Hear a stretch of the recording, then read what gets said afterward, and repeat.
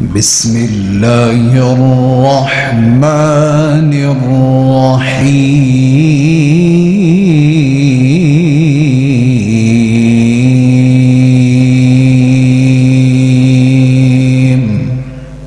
وہ صبح ربیع کی سحر کا اجالا، وہ جس کو بہاروں نے صدیوں میں پالا، جسے اپنے خود آپ سانچے میں ڈھالا، وہ جس نے گناہوں سے ہم کو نکالا، وہ برکت کا پرتو، وہ رحمت کا چھاوا، وہ آدم تا عیسیٰ سبھی کا حوالہ، فلک چاند سورج ستارے گواہے، زمین کے حسین سب نظارے گواہے، وہ آیا ہے جس نے جہاں کو سنبھالا، حسن کی نزاکت دو منگوں کی مالا، وہ ہر نوری بشری سے بہتر و بالا، کوئی سمجھے تو اسے ہوش والا، وہ ہر معجزے میں نبیوں سے والا، وہ تقدیم احسن میں سب سے نرالا، وہ آدم نے اپنی نگاہوں میں دیکھا، وہ عزت میں اول، وہ عظمت میں اول، وہ رفعت میں اول، بلندی میں اول، وہ شوکت میں اول، رسالت میں اول، وہ موسیٰ سے پہلے، وہ یوشع سے پہلے، وہ عیسیٰ سے پہلے، وہ یحییٰ سے پہلے، وہ توحید رب کی سنانے ہی آیا، وہ امت کو سینے لگانے ہی آیا۔ تو بتا قرآن کی مانو یا امام ابو حنیفہ کی بات کو مانو؟ کس کی بات کو مانو بھائی؟ ہمیں کس کی بات ماننے کا حکم دیا؟ اصول کرخی کا حوالہ نہ ہو پھر بھی میں مجرم ہوں، کتاب نہ ہو پھر بھی میں مجرم ہوں، کمزور روایت ہو پھر بھی مجرم ہوں۔ آئیے فتاوی شامیہ کتاب فقہ کی مشہور ترین کتاب ہے۔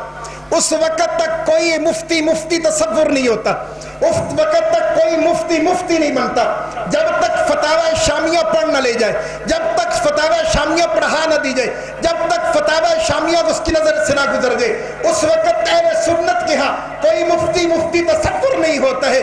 اس کتاب کے اندر بڑی وضاحت سے لکھے ما آخذت حسانیت ان کان بیعقدی اجارت فحلال عند ابی حنیفہ رحمہ اللہ۔ امام ابو حنیفہ کہتے ہیں اگر ایک عورت زنا کر کے پیسے کماتی ہے، اس کی یہ کمائی اس کے لیے حلال ہے۔ عجیب قانون ہے، سود کا پیسہ حرام کہے، چوری کا پیسہ حرام کہے، جناب علی ڈاکے کا پیسہ حرام کہے، زنا کا پیسہ حلال کیا کیسے ہوگا؟ پیغمبر زنا کی جو ہے حرمت کو بیان کر رہے ہیں، پیغمبر زنا پر حد قائم کر رہے ہیں۔ بخاری امام جو ہے امام ابو حنیفہ زنا پر حد کو ختم کر کے پیغمبر کی شریعت کے خلاف چل رہے۔ بتا امام کی بات مانو یا پیغمبر کی بات کو مانو؟ سید الرسل وخاتم الانبیاء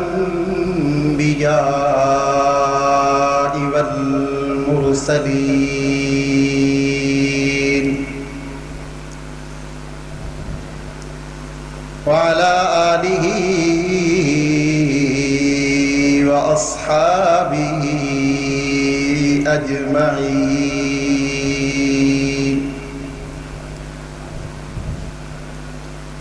اما بعد فاعوذ باللہ من الشیطان الرجیم۔ بسم اللہ الرحمن الرحیم۔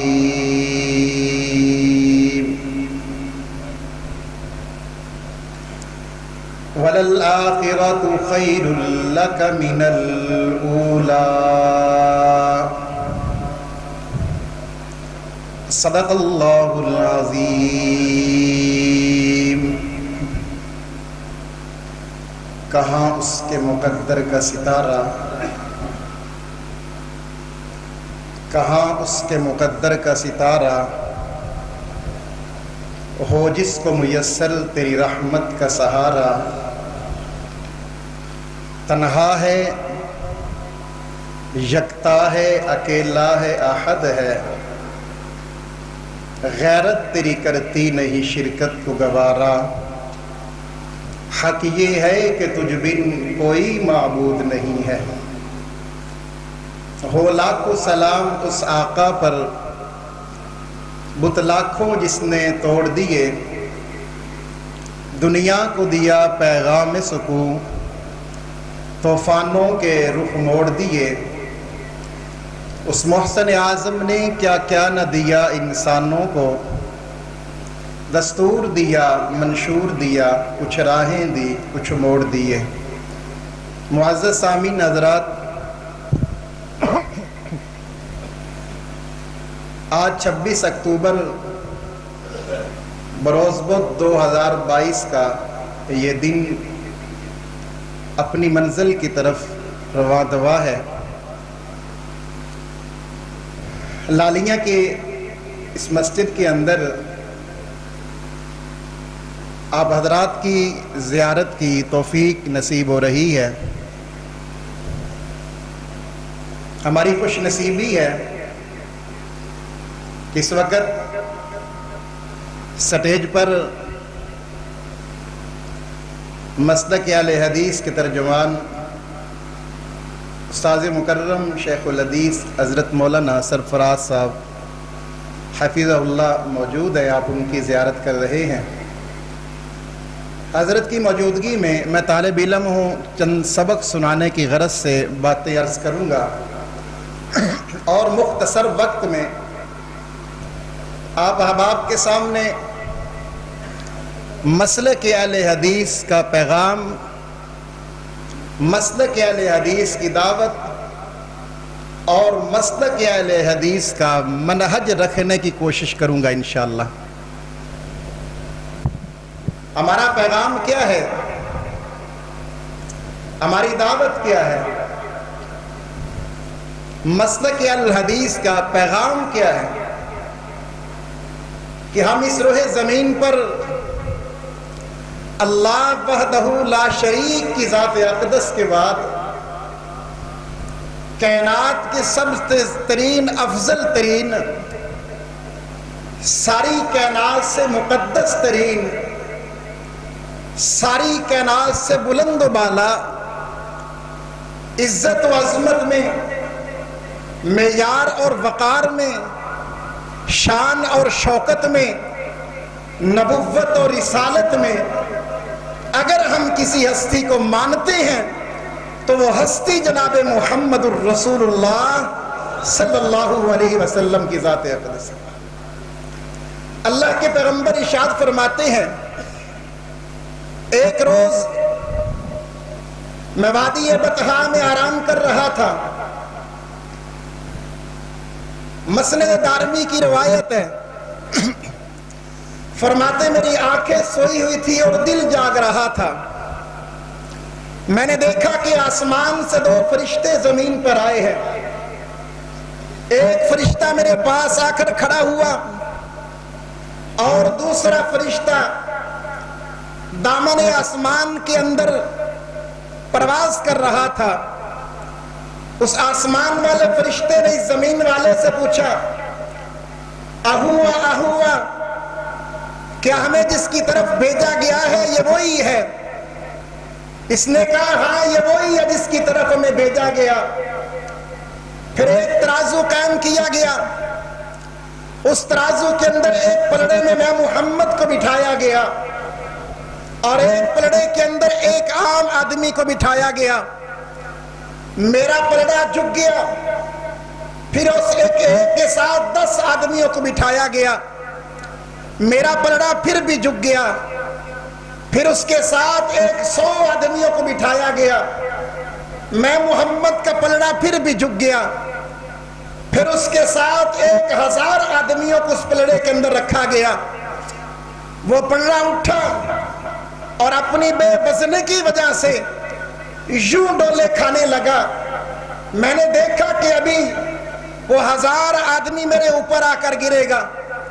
اتنا بات کہنے کی دیر تھی، دوسرے نے کہا کیا توڑ رہا ہے؟ 100 2 200 1000 1 لاکھ 1 کروڑ 1 ارب، تو ایسے کر کائنات کی ہر ایک چیز کو لا۔ ایک پلڑے میں جناب محمد مصطفیٰ احمد مجتبیٰ مکین گنبد خضرا صلی اللہ علیہ وآلہ وسلم کو بیٹھا۔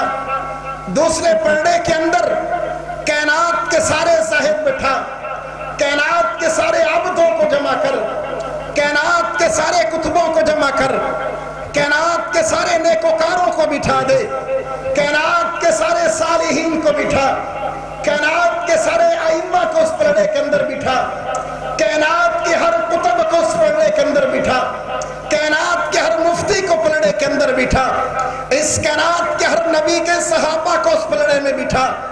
آدم سے لے کر قیامت تک آنے والے بٹھا دے، تحت الثری سے لے کر عرش العلا کو اس پلڑے کے اندر رکھ دے، بر و بحر کو اس پلڑے میں رکھ، حجر و شجر کو پلڑے کے اندر رکھ دے، شمس و قمر کو لا کر پلڑے کے اندر رکھ دے، لیل و نہر کو اٹھا کر پلڑے کے اندر رکھ دے، زمین و زماں کو اٹھا کر پلڑے کے اندر رکھ دے، کون و مکان کو جمع کر کے پلڑے کے اندر رکھ دے، اس پلڑے کے اندر مشرق سے لے کر مغرب تک، شمال سے لے کر جنوب تک ساری کائنات کو لا کر رکھ دے، سمندر کی برودت کو رکھ دے، چاند کی سیادت کو رکھ دے، ستاروں کے کرنوں کو لا کر رکھ دے، اس کائنات کی ہر ایک چیز کو پلڑے کے اندر رکھ دے، ساری کائنات مل کر کے بھی محمد الرسول اللہ کی عظمت کا مقابلہ نہیں کر سکتی ہے۔ لہو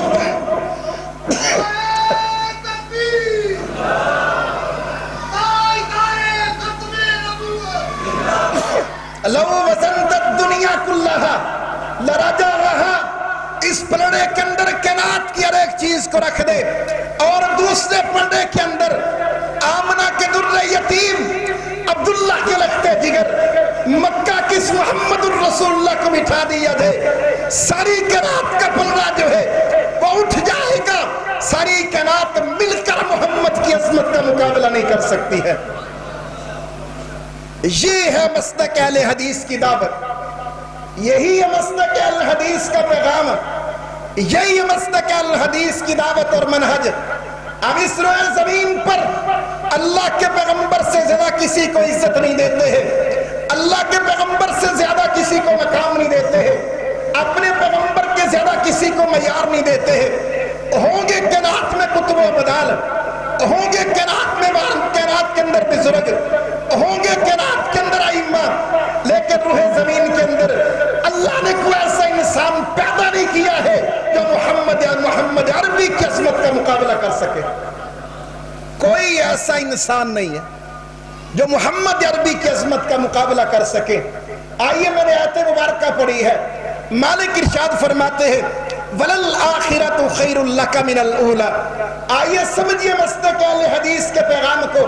تم لاکھ ہم پر الزام لگاؤ، لاکھ ہمارے اوپر بہتان لگاؤ، لاکھ ہمیں گستاخ کہو، لاکھ ہم پر الزام لگاؤ، لیکن رب کعبہ کی قسم کسی پر الزام لگانا جو ہے آسان ہے، کسی پر طعن و تشنیع کرنا آسان ہے، کسی اوپر بہتان لگانا آسان ہے۔ دلال کی دنیا کے اندر کوئی ایسا نہیں ہے جو مسلک اہل حدیث کا مقابلہ کر سکے۔ اس کی ایکو بند کر، اس کی ایکو بند کرنے، کہاں بیٹھے سونڈ والے بیٹھے، سونڈ والے کہاں ہیں؟ اس کی ایکو جو ہے نا وہ ذرا بند کر دے، ٹھیک ہے؟ کوئی ایسا نہیں ہے۔ آئیے اللہ کے پیغمبر کو اللہ نے کیسی عظمت عطا فرمائی۔ مالک ارشاد فرماتا ہے وَلَلْآخِرَةُ خَيْرٌ لَكَ مِنَ الْأُولَى۔ اے رسول، آپ کا ہر آنے والا وقت آپ کے گزرے وقت سے بہتر ہوگا، آپ کا ہر آنے والا پل آپ کے گزرے پل سے بہتر ہوگا، آپ کا ہر آنے والا دور آپ کے گزرے دور سے بہتر ہوگا، آپ کا ہر آنے والا زمانہ آپ کے گزرے زمانے سے بہتر ہوگا۔ آئیے یا اللہ یہ کیسے ہو سکتا ہے؟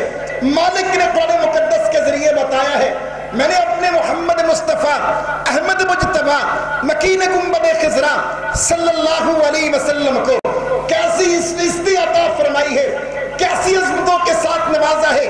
مالک نے کائنات کو پیدا کرنے سے پہلے سارے فرشتوں کو سامنے جمع کیا، ان کے سامنے محمد عربی کی عظمت کو یوں بیان کرتے ہیں تاغا ما انزلنا علیک القرآن لتشقی۔ تاغا کسے کہتے ہیں؟ میرے محمد کی عظمت کو کہتے ہیں۔ یاسین والقرآن الحکیم، یاسین کسے کہتے ہیں؟ میرے محمد کی دستار نبوت کو کہتے ہیں۔ آئیے اللہ نے ساری کائنات کی روحوں کو جمع کیا، ان کے سامنے مالک ارشاد فرماتے ہیں الستو بربکم، بتاؤ میں تمہارا رب ہوں کہ نہیں ہوں؟ اللہ کی سوال کا جواب جس نے دیا اسے جناب محمد مصطفیٰ کہتے ہیں۔ اللہ نے تمام انبیاء کو جمع کیا، ان کے سامنے مالک ارشاد فرماتے ہیں وَإِذَا أَخَذَ اللَّهُ مِيثَاقَ النَّبِيِّينَ لَمَا آتَيْتُكُم مِّن كِتَابٍ وَحِكْمَةٍ ثُمَّ جَاءَكُم رَسُولٌ مُصَدِّقٌ لِّمَا مَعَكُمْ۔ اللہ نے تمام انبیاء کو جمع کر کے محمد مصطفیٰ کی عظمت کو بیان کیا، کائنات کو وجود عطا کر دیا گیا۔ حضرت دانیال حضور کی ولادت سے 1350 سال پہلے اس کائنات میں آئے ہیں، اخت النصر بادشاہ کے دعوت میں کھڑے ہوتے ہیں، کھڑے ہو کر کہتے ہیں جب کائنات میں ظلمت عام ہوگی، جب کائنات میں شرک عام ہوگا، اس وقت جو کائنات میں ظلمت ختم کرے گا اسے محمد مصطفیٰ کہتے ہیں۔ جناب عیسیٰ قوم کے سامنے آئے، کھڑے ہو کر کہتے انا مبشرم برسولہ یاتی من بعد اسمہ احمد، اے قوم کے لوگوں تمہیں میں آخری رسول کی بشارت دے کر کے جا رہا ہوں۔ محمد مصطفیٰ روح زمین پر آئے، محمد مصطفیٰ آئے، اللہ نے قرآن میں حضور کا ذکر کر دیا، اللہ نے نماز میں حضور کا ذکر کر دیا، اللہ نے کلمے میں حضور کا ذکر کر دیا، اللہ نے جنازے میں حضور کا ذکر کر دیا، اللہ نے آیات میں قرآن کا ذکر کر دیا۔ یعنی رب نے میرے محبوب کو یوں اپنے ساتھ رکھا ہے، قیامت کی صبح تک جہاں جہاں خدا کا ذکر ہوگا وہیں وہیں محمد مصطفیٰ کا ذکر ہوگا۔ صلی اللہ، بلند آواز سے کہیں صلی اللہ، بلند آواز سے کہیں صلی اللہ، ابھی آواز نہیں ہے، بلند آواز سے کہیں، بلند آواز سے کہیں۔ جو کہتے نا مانتے نہیں ہیں ان تک آواز پہنچنی چاہیے، صلی اللہ۔ ابھی آواز نہیں ہے، بچے بولتے ہیں، بڑے نہیں بولتے، شرماتے ہو، بڑے بھی بولو صلی اللہ، صلی اللہ۔ انہیں بتانا تو چاہیے کہ اہل حدیث درود کو مانتے ہیں، ہم 2 نمبر درود کو نہیں مانتے، اصل درود کو چھوڑتے نہیں ہیں، بولو سبحان اللہ یار، اصل کو چھوڑتے نہیں، 2 نمبر کو مانتے نہیں۔ اصل میں اہل حدیث کا اصل ہے ہی ہے کہ 2 نمبر کو مانتے نہیں ہیں، اصل کو ہم چھوڑتے نہیں، چاہے وہ درود ہو چاہے وہ امام ہو، ہم 2 نمبر کو نہیں پکڑتے، 1 نمبر کو پکڑ لیا تو چھوڑ نہیں سکتے۔ صلی اللہ، بلند آواز سے کہہ صلی اللہ، 33 دفعہ کہہ صلی اللہ، بلند آواز سے صلی اللہ علیہ وسلم۔ روح شمس و قمر محمد، کون رسول اللہ نے ہمیں عطا فرمایا؟ سنو مستقل حدیث کی دعوت یہ ہے، ہم اس روئے زمین پر اللہ کو وحدہ لا شریک مانتے ہیں، اللہ کے علاوہ کسی کو سجدہ نہیں کرتے، اللہ کے علاوہ کسی کو معبود نہیں مانتے، اللہ کے علاوہ کسی کو حاجت روا نہیں مانتے، اللہ کے علاوہ کسی کو عزت ذلت کا مالک نہیں مانتے ہیں۔ ہم نے اپنا پیغمبر امام اعظم شفیع اعظم محسن اعظم محمد مصطفیٰ کو اپنا آخری پیغمبر ماننا ہے۔ جس طرح ہم پیغمبر کی ذات کو کائنات سے اعلیٰ مانتے ہیں، ایسے ہم پیغمبر کی بات کو کائنات سے اعلیٰ مانتے ہیں۔ اس دنیا میں کوئی نہیں ہے جو میرے محمد کی ذات کا مقابلہ کرے، کوئی ہے بھائی؟ بلند آواز سے کہنا کوئی ہے؟ اس روح زمین پہ کوئی ایسا نہیں ہے جو میرے محمد کی عظمت کا مقابلہ کرے، پھر کون میرے نبی کی عظمت کا مقابلہ کر سکتا ہے؟ وہ صبح ربی کی سحر کا اجالا، وہ جس کو بہاروں نے صدیوں میں پالا، جسے اپنے خود آپ سانچے میں ڈالا، وہ جس نے گناہوں سے ہم کو نکالا، وہ برکت کا پرتو، وہ رحمت کا چھاوا، وہ آدم تا عیسیٰ سبھی کا حوالہ، فلک چاند سورج ستارے گواہ، زمین کے حسی سب نظارے گواہ، وہ آیا ہے جس نے جہاں کو سنبھالا، حسن کی نزاکت دو منگوں کی مالا، وہ ہر نوری بشری سے بہتر و بالا، کوئی سمجھے تو اسے ہوش والا، وہ ہر معجزے میں نبیوں سے والا، وہ تقدیم احسن میں سب سے نرالا، وہ آدم نے اپنی نگاہوں میں دیکھا، وہ عزت میں اول، وہ عظمت میں اول، وہ رفعت میں اول، بلندی میں اول، وہ شوکت میں اول، رسالت میں اول، وہ موسیٰ سے پہلے، وہ یوشع سے پہلے، وہ عیسیٰ سے پہلے، وہ یحییٰ سے پہلے، وہ توحید رب کی سنانے ہی آیا، وہ امت کو سینے لگانے ہی آیا، وہ آباد کرنے جہان آ گیا ہے، وہ رحمت کا کیسا فسوچ آ گیا ہے، وہ سب کی خوشی کا سامان آ گیا ہے، وہ کسرا کے کنکرے گرے جا رہے ہیں، روبی و شامی مرے جا رہے ہیں، یہودی بھی دیکھو پٹے جا رہے ہیں، جمال معلّہ کمال تعالی، نگاہوں کی جنت نبوت کا تالا، وہ مقصود کون و مکان آ گیا ہے، ہیرا سے سوئے فران آ گیا ہے، روایت بتانے حسان آ گیا ہے، خدا کا زمین پر بیان آ گیا ہے، وہ سارے کا سارا قرآن آ گیا ہے۔ ہمارے پیغمبر کی ذات کا مقابلہ جس طرح کوئی نہیں کر سکتا، اسی طرح ہمارے پیغمبر کی بات کا مقابلہ بھی کائنات میں کوئی نہیں کر سکتا ہے، اس لیے تو ہم نے اسے اپنا امام اعظم مانا۔ اور علامہ احسان الہی شہید رحمہ اللہ کا میں ایک کلپ سن رہا تھا فیس بک کے اوپر، کیا کمال کی خطیب تھے، جن کے دروازے پہ خطابت لونڈی بن کے بیٹھا کرتی تھی، جن کے دروازے پہ خطابت الفاظ مانگنے کے لیے آیا کرتی تھی، وہ کہتے لوگوں تمہارے بڑے بڑے دل ہیں، ہمارا چھوٹا سا دل ہے، بڑے بڑے دل تم نے رکھ لیے، تم نے دنیا کی محبت دل کے اندر بسا لی، تم نے ملکوں کی محبت دل میں بسا لی، کسی نے امریکہ کی محبت دل میں بسائی، کسی نے جناب فارس کی محبت دل میں بسائی، کسی نے یمن کی گلیوں کی جو ہے محبت دل میں بسائی، کسی نے ہندوستان کے شہروں کی محبت بسائی۔ تمہارے دل کے اندر دلی بستا ہے، تمہارے دل کے اندر حجویری بستا ہے، تمہارے دل کے اندر غریب نواز بستا ہے، تمہارے دل کے اندر دیوبند بستا ہے، تمہارے دل میں بریلوی بستا ہے، تمہارے دل میں چوڑ شاہ بستا ہے، تمہارے دل میں کھوتے شاہ بستا ہے، تمہارے دل میں گھوڑے شاہ بستا ہے، تمہارے دل کے اندر جو ہے طرح طرح کی قومیں بستی ہے۔ آؤ لوگوں ہمارا چھوٹا سا دل ہے، اس دل کے اندر اللہ کے پیغمبر کے علاوہ کسی اور کی جگہ ہی نہیں ہے، کسی اور کی جگہ اس دل کے اندر نہیں ہے۔ اس دل کے اندر اگر کوئی ذات ہے تو محمد عربی کی ذات صلی اللہ، بلند آواز سے کہہ صلی اللہ۔ ہماری ذات پہ گفتگو کرنا بڑی آسان ہے، ہم پہ الزام لگانا بڑی آسان بات ہے، ہماری کردار کا شکر کرنا بڑی آسان ہے، ہمارا دلائل کے ساتھ مقابلہ کرو، ہم بات غلط کہیں، ہماری غلط بات کے سامنے آؤ تم نے غلط بات کی ہے، میں کتاب کا حوالہ دوں، تم کہو مولانا صاحب کتاب کا حوالہ غلط ہے، میں اپنی ہر ایک بات کا ذمہ دار ہوں گا۔ میری ذات کو اچھالنا جو ہے آسان بات ہے، میرے کردار کشی کرنا آسان بات ہے، مجھے جو ہے ٹوٹ ملا کہنا آسان بات ہے، میرے اوپر طرح طرح کے مقدمات بنانا آسان بات ہے۔ رب کعبہ کی قسم، جس سٹیج کو میں نے چنا ہے، جس سٹیج پر میں آیا ہوں، اس سٹیج پر دلال کی دنیا کے اندر مقابلہ کرنا مشکل نہیں، ترین مشکل کام ہے۔ یہ سٹیج وہ ہے جہاں نہ قبر کی بات ہوتی ہے نہ قبر کی بات ہوتی ہے، جہاں جب بھی بات ہوتی ہے یا اللہ کے قرآن کی بات ہوتی ہے یا مدینے والے سرکار کی بات ہوتی ہے۔ ہم نے چھوڑا ہی اس لیے مسئلہ، ہم نے دیوبند کو ایسے نہیں چھوڑ دیا کہ ایسے ہم نے کہا ہمیں یہاں شہرت ملے گی، اور میں کہا کرتا ہوں میں نے شہرت کو شہرت کے لیے نہیں چھوڑا، میری شہرت تھی، میں نے 11 سال دیوبند کے سٹیج پر خطابت کی ہے، فیس بک پہ میرا کلپ گیا، دیوبندی حضرات نے میری کردار کشی کرنا شروع کر دی، طالب علمی میں یوں تھا، طالب علمی میں یوں تھا، میں دوستوں سے کہہ رہا تھا میں وہی تھا طالب علمی، وہی تھا جس نے 11 سال سٹیج دیوبند کے سٹیج پر خطابت کی ہے، میں کل بھی میں وہی آج وہی ہوں کہ جس کو تم اپنا قائد محترم کے الفاظ سے بلایا کرتے تھے، میں آج بھی وہی ہوں جس کو تم نے اپنی جماعتوں کی ذمہ داریاں دی ہوئی تھی، میں آج بھی وہی ہوں جس نے اپنے طالب علمی دور کے اندر جامعہ اسلامیہ امدادیہ دور کے اندر الحمدللہ 3 سال مؤذن کی ذمہ داری میں نے سنبھالی ہے۔ امدادیہ کے اندر میرا ایک معیار اور وقار تھا طالب علمی دور کے اندر، آؤ کردار کشی کرنی ہے، آؤ دلائل کے ساتھ آؤ نا، میں جو بات کہہ رہا ہوں امام کی ہر بات مانوں گا، مانتا ہوں، ماننے کے لیے تیار ہوں، لیکن اگر امام کی بات قرآن کے خلاف آئے گی، امام کی بات پیغمبر کے فرمان کی بات آئے گی، اس بات کو ردی کی ٹوکری کے اندر ڈالنا اپنے لیے یعنی عبادت سمجھتا ہوں۔ الحمدللہ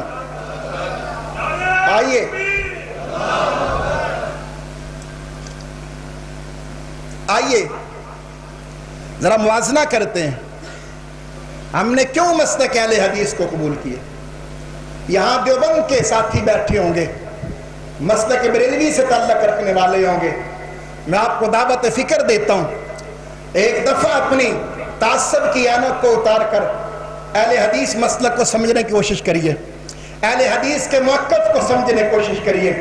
آئیے 4 کتابوں کے حوالے آپ کے سامنے رکھتا ہوں، لائیو ویڈیو بن رہی ہے، یوٹیوب پر بیان جائے گا، میں اپنے دیوبند کے حضرات سے یہ کہتا ہوں میری کردار کشی کرنے کی بجائے میری ان باتوں کا جواب دیجئے، دلائل کے ساتھ دیجئے، میں کتاب کا حوالہ غلط دوں، میری سزا وہ جو چور کی سزا ہے، کتاب کے اندر حوالہ نہ ہو، کتاب تمہارے مسند کی نہ ہو، کتاب تمہارے مکتبہ کی نہ ہو، کتاب مدارس میں پڑھائی نہ جاتی ہو، تمہارا ایمان نہ ہو، فقہ کا مسئلہ نہ ہو، میری سزا وہ جو چور کی سزا ہے، اگر وہ مسئلہ قرآن یا حدیث کے خلاف ہے، آئیے اصول کرخی فقہ کی مشہور ترین کتاب ہے، مدارس کے اندر پڑھائی جاتی ہے، ہر عالم کے پاس فقہ کی معتبر کتاب ہے، اس کتاب کے اندر لکھے اس سے اگر تم جو ہے کوئی بھی مسئلہ دیکھتے ہو تمہارے سامنے قرآن کا مسئلہ آتا ہے، قرآن کی یاد آتی ہے یا پیغمبر کا فرمان آ جاتا ہے، اس کے مقابلے میں تمہارے امام کا قول آ جاتا ہے، فقہ کا مسئلہ یہ ہے،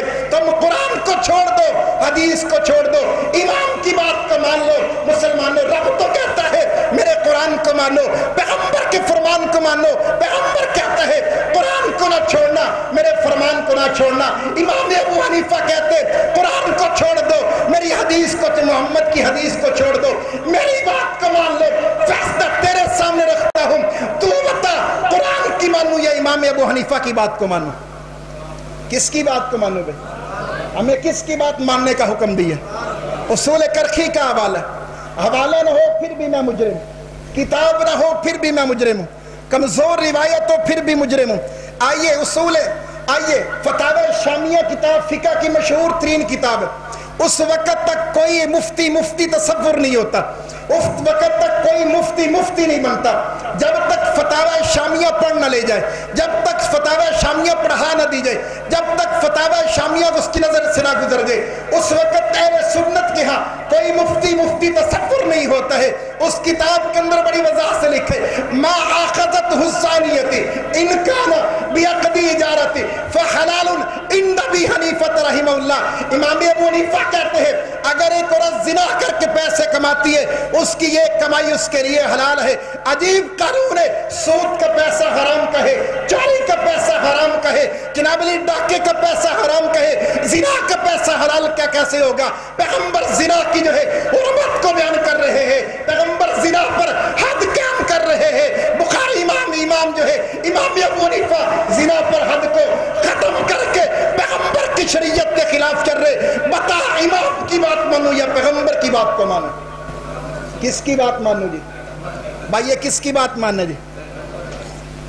میں نے حوالہ دیا، اس فتاوی شامیہ کتاب ہے، میں نے کہا اس وقت تک کوئی مفتی تصور نہیں ہوتا۔ اچھا ہو سکتا ہے کہ ایسے کسی نے مسئلہ پوچھا تو بات نکل گئی، ایسے کسی نے بات پوچھی تو باتوں میں بات آ گئی، ایسی بات نہیں ہے۔ فتاوی قاضی خان کو اٹھائیے، فتاوی قاضی خان فقہ کی ایک مضبوط ترین کتاب ہے، علماء کے پاس موجود ہے، علماء اسے پڑھتے پڑھاتے ہیں۔ فتاوی قاضی خان کے اندر ولو استاجر امرات لیزری بها فزنا بها لا يحد في قول ابی حنیفہ تھا۔ کوئی مرد عورت کو کرائے پر خرید کر لے جاتے، عورت کو پیسے دے کر اس سے زنا کرتے، اس پر کوئی حد جائز نہیں ہے، کوئی حد نہیں لگتی۔ مسلمانوں کہاں کھو گئے ہو؟ یہاں پیغمبر زنا کو حرمت قرار دے رہے ہیں، یہاں پیغمبر زنا پر حد قائم کر رہے ہیں، یہاں پیغمبر زنا کو حرام قرار دے رہے ہیں، یہاں پیغمبر جو ہے نکاح کو عام کرتے ہیں۔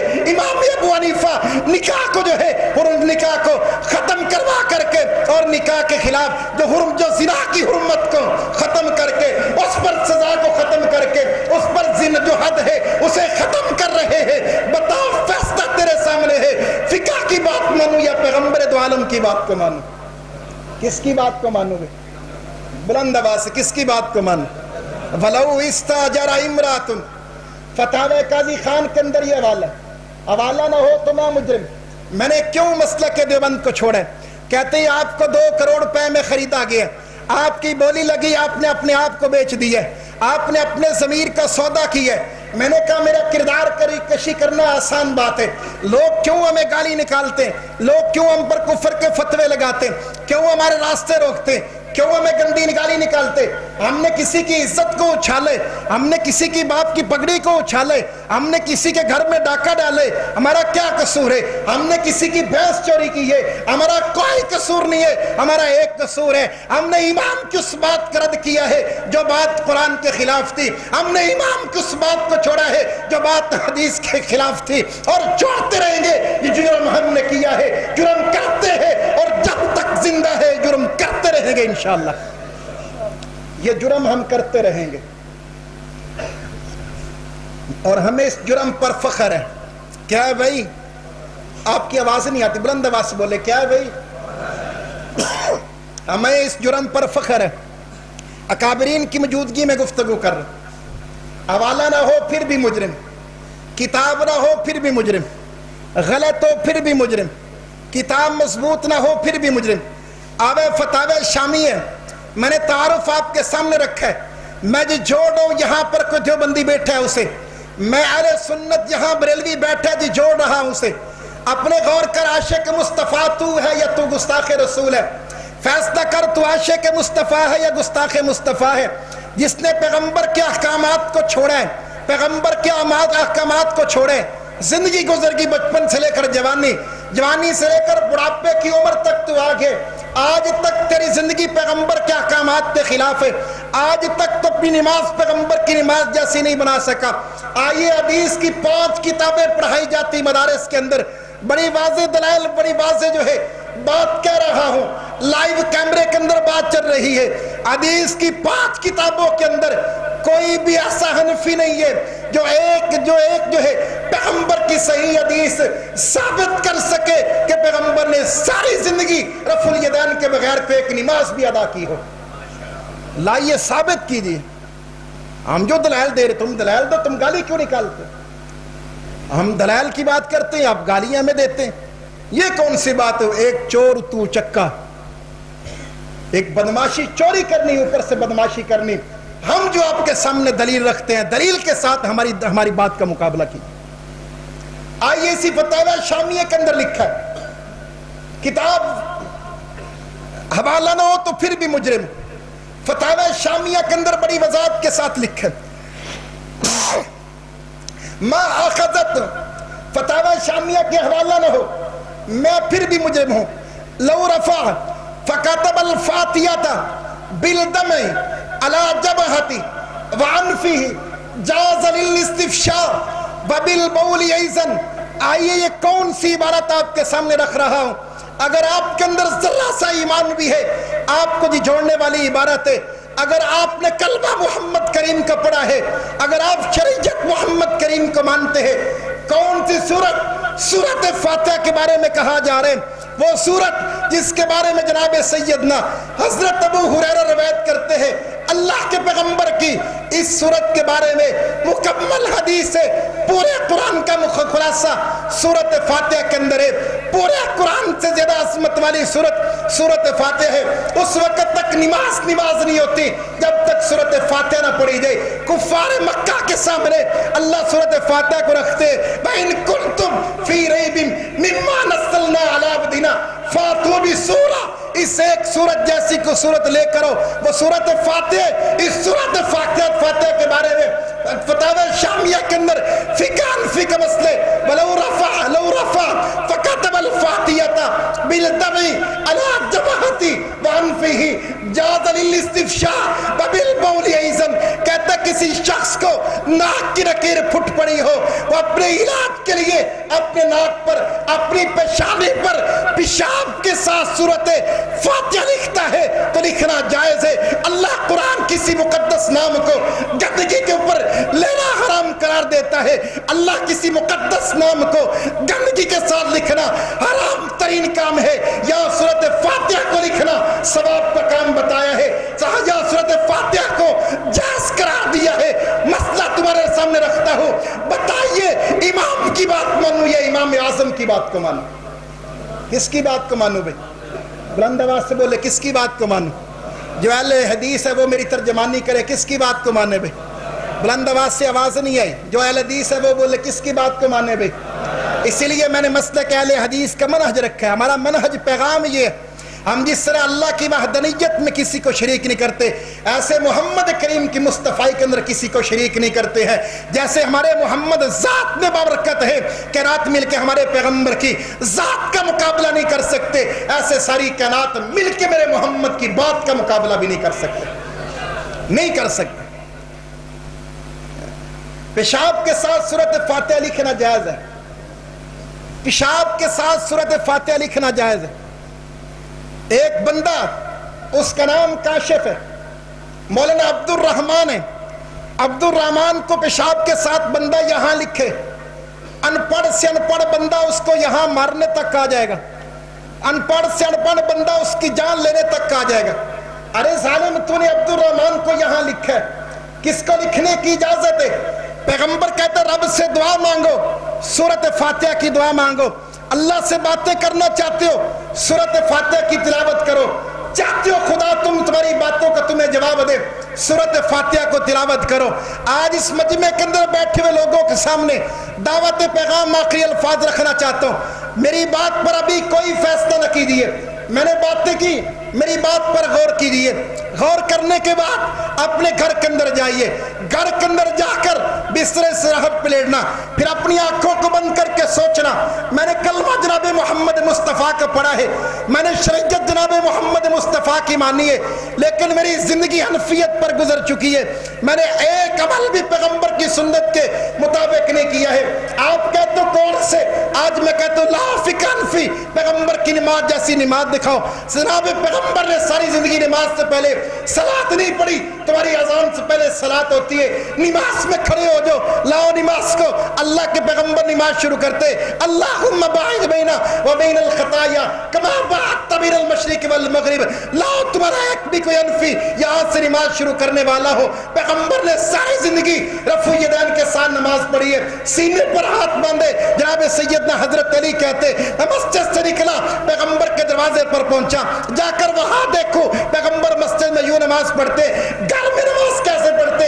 कहते मेरे घर में जाकर देखा पैगंबर घर में नमाज वैसे पढ़ रहे थे जैसे मस्जिद में पैगंबर नमाज अदा करते सल्लल्लाहु अलैहि वसल्लम। हमारा मकसूद सुबह नौ है, किसी के साथ कोई मुकाबला नहीं, किसी के साथ कोई जंग नहीं है, किसी के साथ कोई लड़ाई नहीं है, हमने किसी की कोई जो है इज्जत को नहीं उछाला। हमारा कसूर ये है, हमने तौहीद और सुन्नत को अलम करने की कोशिश की है। हमारा कसूर ये है, हमने कुरान और सुन्नत को पेशवा बनाया है। हमारा कसूर ये है, हमने इमाम अबू हनीफा को इमाम आजम कहना छोड़ दिए और मुहम्मद आजम को इमाम आजम कहना मान लिए। हमें अपने इस कसूर पर फख्र है, हमारे कोई किसी से जंग नहीं है। हमारा मकसूद सुबह नौ है, सितम की रातों से क्या डरेंगे। जुल्मत हमने जुल्मत को किया है सजदा, कभी हमने ना अब करेंगे। ए असर हाजिर गवाह रहना, चराग उल्फत का जलाया हमने, कदम वफराहे वफा में कदम कदम पर लहू से अपने दिए जला। वमा अलैना इल्लल बलाग।